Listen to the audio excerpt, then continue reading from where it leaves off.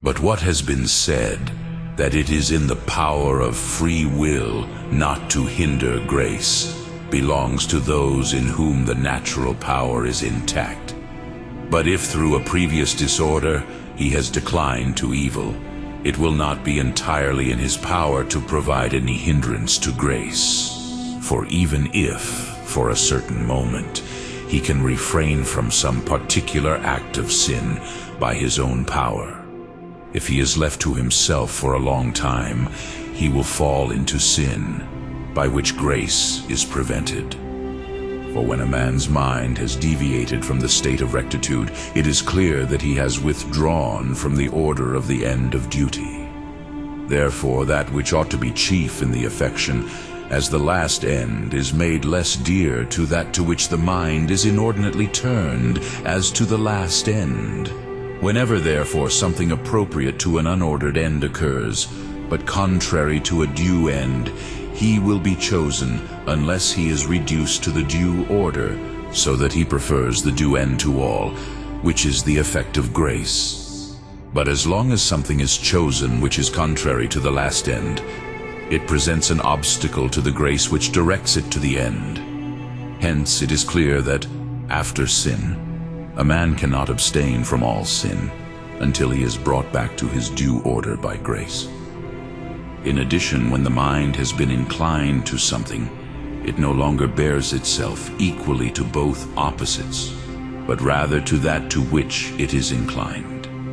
But that to which the mind is more inclined, it chooses, unless it is drawn away from it by a certain anxiety through the discussion of reason.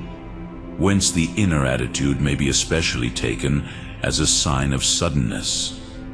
Now it is not possible for a man's mind to be constantly in such vigilance as to discuss by reason whatever he ought to will or act. Hence it follows that the mind sometimes chooses that to which it is inclined, remaining in the inclination. And so, if she is inclined to sin, she will not stand long without sinning, presenting an obstacle to grace unless she is brought back to a state of rectitude. For this also the attacks of the bodily passions work, and appetizing things according to the sense, and many occasions of doing wrong, by which a man is easily provoked to sin, unless he be drawn back by a firm adherence to the last end, which grace does. Hence it appears the foolish opinion of the Pelagians, who said that a man existing in sin without grace could avoid sin, the opposite of which appears from what the psalm asks, "While my strength fails, do not forsake me." And the Lord teaches us to pray, "And lead us not into temptation, but deliver us from evil." But although those who are in sin cannot avoid by their own power without placing an obstacle to grace, as has been shown, unless they are prevented by the help of grace, nevertheless, this is imputed to them as a fault, because this deficiency is left in them from a previous fault, just as a drunkard is not excused from murder, which he commits through drunkenness, which he incurs through his own fault.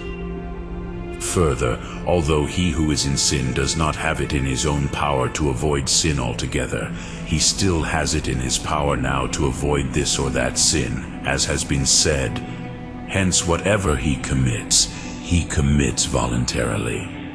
And so it is not undeservedly imputed to him to blame.